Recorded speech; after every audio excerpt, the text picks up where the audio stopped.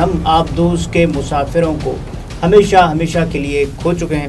وہ اتنی بڑی تعداد میں غربت سے نجات کے لیے سمندر میں چلے گئے اور یہ اپنی عمارت کی وجہ سے، اپنے پیسے کی وجہ سے سمندر میں چلے گئے. اس آبدوز میں 5 مسافر کون تھے؟ پتہ نہیں کیا لوگ تھے، دماغ اپلائی ہی نہیں کیا. $2.5 لاکھ یعنی کہ 7.25 کروڑ روپے پاکستانی. کیا ضرورت تھی فضول خرچ کرنے کی اور اپنی جان جوخم میں ڈالنے کی؟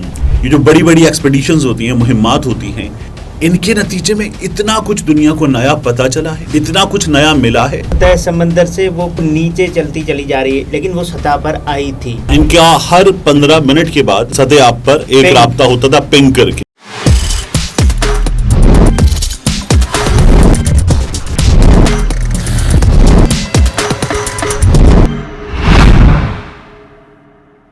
السلام علیکم، میں ہوں عبدالستار، آپ الگ نیوز دیکھ رہے ہیں. طارق متین ہمارے ساتھ ہیں. لاپتہ آبدوز ٹائٹن کے مالک نے کہا ہے کہ ہم آبدوز کے مسافروں کو ہمیشہ ہمیشہ کے لیے کھو چکے ہیں. اس آبدوز میں 5 مسافر کون تھے، ان کا تعلق کہاں کہاں سے تھا، یہ آپ کو آگے چل کر بتا دیں، لیکن اس سے پہلے آپ کے کامنٹ شامل کرتے ہیں.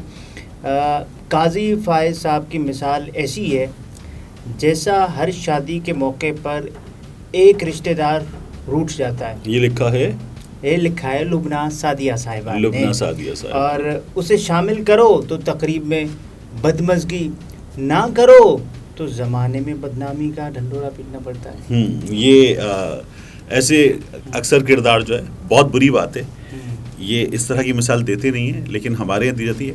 ایسے کردار اکثر نا پھپھی جیسے ہوتے ہیں اور یہ امیاں بچوں کو پھپھیوں کے بارے میں سکھاتی ہیں. بہرحال قاضی فائز صاحب نے جو کیا اس پر سپریم کورٹ آف پاکستان کو کور کرنے والے، کل میری خبر درست ہوئی تھی نا، تو اس لیے تھوڑا سا کریڈٹ لیتے.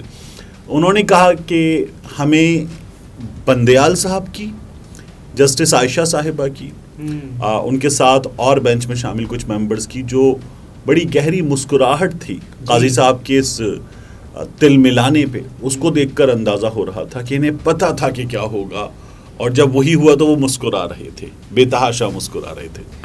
افتخار خان صاحب لکھتے ہیں Ishaq Dar is a snake in the grass. In future he would be responsible for Noon League failure. Ishaq Dar is not cultured educated. اچھا. Cultured educated. A dying knowledge comes but wisdom still lingers. ٹھیک ہے، آپ کے جو نقطۂ نظر ہے اس کے احترام کے ساتھ اس سے ایگری کرتا ہوں بڑی حد تک، اور مکمل طور پر ایگری نہ بھی کروں تو میں بڑی حد تک ایگری کرتا ہوں. ایک دوسرا ڈار صاحب نے دیکھیے دکھایا کیا ہمیں، مثال کیا ہے. ڈار صاحب نے ایک اے پی پی کے رپورٹر کو ہم نے بات کی نکلوایا. ڈار صاحب نے وہ امریکہ کے ایئرپورٹ پر وہ جو خود بھی الٹے سیدھے اشارے کیے اور چیخے چلائے، اور پھر ان کے ساتھ موجود لوگوں نے بھی گالم گلوچ کی تھی. یہاں پر بھی اس بندے سے پھر یہ جو ہیں ہمارے دوست شاہد قریشی، انہوں نے بتایا کہ ان کو صحافی لے گئے ڈار صاحب کے پاس کہ آئیں صلح کرواتے ہیں. صلح کس چیز پہ ہوتی ہے؟ صلح ہوتی ہے لڑائی پہ، ٹھیک ہے. اور لڑائی کیا ہوتی ہے؟ لڑائی ہوتی ہے دو طرفہ. یہ تو ڈار صاحب کا حملہ اور بدتمیزی تھی اور گارڈز کو چھوڑنا تھا ان پہ. تو یہاں تو صلح غلہ تھوڑی ہونی تھی. ڈار صاحب کو اپنے رویے کی اگر معافی نہیں مانگنی تھی تو کم از کم یہ تسلیم ضرور کرنا تھا کہ مجھ سے غلطی ہوئی ہے، پبلکلی معافی مانگے نا. اور ڈار صاحب کو کم از کم یہ تسلیم ضرور کرنا تھا. اور شاہد کو بھی صحافی دوست جو ہے وہ زبردستی آؤ چلو تمہاری صلح کرو. صلح کیا شاہد نے بدتمیزی کی تھی؟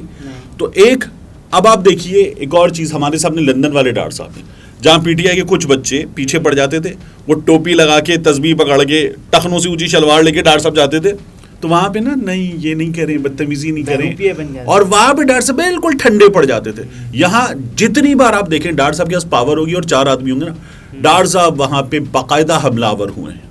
تو یہ نظر آتا ہے کہ آپ کا کردار کیا ہے. آپ کو پتا ہے نا کہ وہاں قانون کی بالادستی اور یہاں نہیں ہے. ایگزیکٹلی.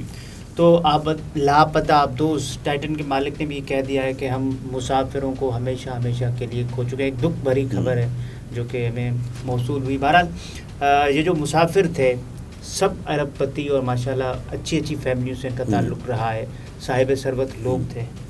تو پاکستان کا جو خاص طور پر پاکستان کے 2 لوگ ان کا جو لاس ہے اس کی بات کرتے.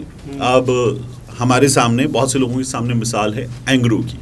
اب یہ جتنا بڑا گروپ ہے تمام لوگ اس طرح سے نہیں جانتے، لیکن پاکستان میں بہت بڑے بڑے بزنس گروپس جو ہیں یہ ان لیڈنگ بزنس گروپس میں سے ایک گروپ ہے، اور ان کا جو جرنی ہے یہ کچھ کم از کم 125 سال کا جرنی ہے.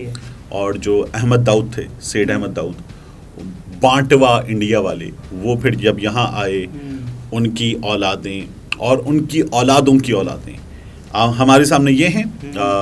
ان کے والد جو ہیں حسین داؤد صاحب، رزاق داؤد صاحب ڈسکون والے، وہ بھی ان کے جو شہزادہ داؤد صاحب گزر گئے، ان کے چچا. تو یہ تمام بہت کم لوگوں کو پتہ ہے، تمام بہت بڑا گروپ ہے نا. اور یہ بزنس گروپ جو ہے یہ پاکستان میں فلاحی سرگرمیوں میں بہت بڑی تعداد میں فلاحی سرگرمیوں میں حصہ لے رہے تھے. اب ہمارے سامنے اینگرو ہے، یا یہ جو داؤد ہرکولس ہے، بہت بڑا بزنس گروپ، ان کی مثال ہے ہمارے سامنے کہ انہوں نے ایک امریکن کمپنی کے ساتھ پاکستان میں جوائنٹ وینچر کیا. پھر یہ کیمیکلز میں، پیٹرو کیمیکلز میں، آئلز میں، فرٹیلائزرز میں، مختلف بزنسز میں آئے. اب ہمارے ہاں ایک عجیب وہ سوشل میڈیا پر بحث شروع ہوئی. میں اسی پر آ رہا ہوں. لوگ کہہ رہے ہیں کہ $2.5 یعنی کہ 7.25 کروڑ روپے پاکستانی کیا ضرورت تھی فضول خرچ کرنے کی اور اپنی جان جوخم میں ڈالنے کی. دیکھیے اگر ایسے دیکھنا ہے نا، تو پھر دنیا میں یہ جو بڑی بڑی ایکسپیڈیشنز ہوتی ہیں، مہمات ہوتی ہیں، ان کے نتیجے میں اتنا کچھ دنیا کو نیا پتہ چلا ہے، اتنا کچھ نیا ملا ہے کہ کچھ بھی نہ ہوتا. اگر رسک لینے والی بات نہ ہوتی تو آج جو دنیا ٹیکنالوجی میں کہاں سے کہاں پہنچ چکی ہے، فضائی سفر ہے، ٹرین کا سفر ہے، یہ سب کچھ ہے، یہ نہ ہوتا. پتھر کے دور میں ہی رہتا انسان. یہ جو لوگ ہمت کرتے، اپنی جان بھی رسک پر لکھتے، پیسہ بھی رسک پر ڈالتے ہیں، تو یہ صرف ان کا اپنا شوق یا ان کا اپنا دیوانہ پن نہیں ہوتا. اس کے نتیجے میں کتنا کچھ دنیا کو ملتا ہے، انسانیت کو ملتا ہے، کیا کچھ آپ ایکسپلور کر پاتے ہیں. جو مطالعاتی سفر تھا نا، بالکل. تو اس کی اپنی جو ویلیو ہے وہ تو بہت بڑی ہے نا. ورنہ آپ سب کے سب دیکھیے، وہ جو بڑا خواب دیکھتا ہے نا، اچیو بھی وہی کرتا ہے. یہ اتنے بڑے بزنس گروپ کے لوگ کیوں ہیں؟ کیونکہ انہوں نے بہت بڑے خواب دیکھے اور ان بڑے خوابوں کو اچیو کرنے کی طرف قدم بڑھایا تھا. تو یہ اس لیے ہوا ہے. اور یہ جو بحث ہے کہ پیسے خرچ کر کے بھی موت کے منہ میں چلے گئے، اور وہ جو کشتی ڈوبی جس میں 400 پلس یا 500 پلس پاکستانی جان سے گئے ہیں، کہ وہ اتنی بڑی تعداد میں غربت سے نجات کے لیے سمندر میں چلے گئے، اور یہ اپنی عمارت کی وجہ سے، اپنے پیسے کی وجہ سے سمندر میں چلے گئے. ٹھیک ہے، جان سے گئے. دو لوگ اس طرح کی کمپیریزن ڈرا کر رہے ہیں. ایک تو یہ کمپیریزن ڈرا کرنا بہت ہی کوئی فضول بات ہے. ٹھیک ہے، اس کا اس سے کمپیریزن ہو ہی نہیں سکتا، کیونکہ وہ ایک انلیگل طریقے سے ان کو باہر بھیجا گیا اپنے مقاصد حاصل کرنے کے لیے، اپنے بزنس کو پروان چڑھانے کے لیے. اور اس میں ایک اور چیز بہت بہت امپورٹنٹ ہے. پاکستانی اس کشتی میں نا سب سے نچلے ڈیک پر تھے. ایسے دنیا کی اس کشتی میں اس وقت ہم پاکستانی کہاں پر ہیں؟ ہم بھی سب سے نچلے ڈیک پر ہیں. ان کے پاس پینے کا پانی نہیں تھا، ان میں سے کچھ لوگ ویسے ہی مر گئے تھے. ہمارے پاس سہولیات کا کیا عالم ہے. ان کو اس وقت وہاں اس کشتی میں لا قانونیت کا سامنا تھا. ہمارے ساتھ اس وقت کیا ہو رہا ہے؟ ہم بالکل کم و بیش ویسے ہی حالات میں ہیں. Coming back to this Dawood family, یہ جو لوگ ان کی عمارت کا رونا رو رہے ہیں، ان لوگوں سے آپ پوچھیں نا، تو یہ جو SIUT ہے کراچی کا، جہاں لاکھوں افراد جو ہے وہ صحتیاب ہوئے ہیں، اور اتنا بڑا کام ہے، یہ اتنا بڑا کام کہ یہ حکومتیں نہیں کر پاتی، یہ اس طرح کے بڑے بڑے بزنس گروپس جو ہیں وہ کرتے ہیں. اچھا، 5 لوگ بلکہ 5 افراد جو بھی اس وقت اب دنیا میں نہیں رہے، برطانوی ارب پتی فیملی سے ان کا خاندان تعلق تھا، اور مہم جو بھی تھے ہمیش ہارڈنگ، اور اینگرو پاکستان کی مالک فیملی کے چشم و چراغ سلیمان داؤد صاحب اور شہزادہ داؤد صاحب. سلیمان صاحب ان کے صاحبزادے تھے. بھارت فرانسیسی سمندری ماہر جو کہ پال ہینری، جس کو مسٹر ٹائٹینک بھی کہا جاتا ہے، جو 37 بار ٹائٹینک کی واقعات دیکھ چکا ہے، وہ بھی اپنی جان کھو بیٹھا. اس کے علاوہ اوشن گیٹ کے بانی اسٹاکٹن رش، وہ بھی اس سفر کا حصہ تھے. اب اس کے بارے میں ایک اور چیز چل رہی ہے سوشل میڈیا پہ کہ پتہ نہیں کیا لوگ تھے، دماغ اپلائی ہی نہیں کیا یہ جو آپ دوست تھی یہ تو کسی کام کی تھی ہی نہیں. اس کا تو اوپر سطح آپ سے کوئی رابطہ ہی نہیں تھا, کچھ بھی نہیں رابطہ کیوں نہیں تھا؟ اب آپ نے کچھ ریسرچ کر رکھی ہے جس سے ہم الگ بینٹری میں بھی بتائیں گے اپنے لوگوں کو, وہ بتائیں ذرا سا. آخری سیلفی جو اس کی آئی تھی نا, اس میں ایک خاتون تھی جو کہ رہنمائی کے لیے سطح سمندر پر موجود تھی. تو اس میں معافی چاہتا, اس میں دیکھا جا سکتا ہے کہ وہ خاتون رہنمائی کے لیے وہ سیلفی, ویڈیو سیلفی اس نے ٹک ٹاک پر بھی اس کو اپلوڈ کیا. سطح سمندر سے وہ کشتی جو ہے نا, وہ آبدوز بلکہ وہ نیچے چلتی چلی جا رہی ہے, لیکن وہ سطح پر آئی تھی. وہ فضا جو اس کی رہنمائی کے لیے وہ خاتون موجود تھی, اس نے سیلفیز بھی لی تھی جس میں جو سمندری ماہر ہیں پال ہینری, اس کو بھی دیکھا جا سکتا ہے, جو کہ اپلوڈ نہیں کی اس کے بعد. لیکن جو اس کا وہ یہ تو بات ہی غلط ہے نا کہ اس کا رابطہ ہی نہیں تھا. ان کا ہر 15 منٹ کے بعد سطح آپ پر ایک رابطہ ہوتا تھا, پنگ کر کے میسج کرتے تھے, آسان لفظوں میں ایک میسج ہوتا تھا. اور ان کی ایک گھنٹہ 45 منٹ کے بعد وہ رابطہ, نیویگیشن کنیکٹیویٹی بھی ان کی ایک موجود تھی, اس کا بھی ایک سلسلہ تھا.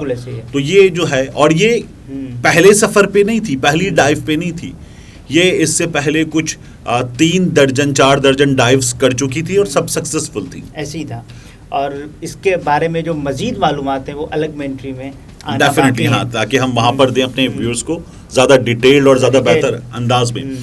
تو یہ جو فیملی ہے انہوں نے اپنا جو گریف کا میسج ہے وہ بھی شیئر کر دیا. اور ہمارے ہاں مجھے وہی دوبارہ سوشل میڈیا کے اس رویے پہ جو افسوس ہے, تو لوگ پتہ ہے کس طرح کی باتیں کرتے ہیں کہ کیا ضرورت تھی, غریب کو روٹی کھلاتے تھے. لوگوں کو اندازہ ہی نہیں ہے کہ یہ لوگ اربوں روپے کی چیریٹی کر رہے ہیں. کراچی میں ابھی جو اینڈوسکوپی کا ایک بڑا انسٹیٹیوٹ بنا ہے, اس بڑے انسٹیٹیوٹ میں اس کو چلا رہے ہیں کراچی کے بہت ہی شاندار ڈاکٹر سعد خالد نیاز. تو میرا ان سے ایک ذاتی تعلق ہے, میں اس کو دیکھنے گیا, انہوں نے مجھے پورا وزٹ کروایا, اور وہاں دیکھا میں نے, تو میں نے کہا ڈاکٹر صاحب اتنی شاندار فیسلٹی فور فری لوگوں کے لیے یہ کیسے چل رہی ہے سول ہاسپٹل کے اندر. انہوں نے کہا کہ جو مخیر حضرات ہیں ان کے تعاون سے چل رہی ہے, اور بہت سی فیسلٹیز ایسی چل رہی ہیں. تو ہم جو ہوتا ہے نا, امیر آدمی کو چین کی نیند نہیں آتی, امیر آدمی غریب کو لوٹ کے کھا جاتا ہے, یہ ہمارے یہاں ایک جنرل پرسپشن ہے. ہر امیر آدمی کے لیے اس کی زندگی میں سکون نہیں ہوتا. یہ لوگ جتنی چیریٹی کر رہے ہیں, اگر پتہ نہیں ہے تو بھی ہم اپنی طرف سے اس شخص کو جہنمی اور سب سے بڑا دنیا کا بدکار, کیونکہ وہ امیر ہے, یہ قرار دے کے بیٹھ چکے ہوتے ہیں. یہ طارق متین تھے, گفتگو آپ نے ملاحظہ فرمایا. اجازت دیجیے, اللہ حافظ.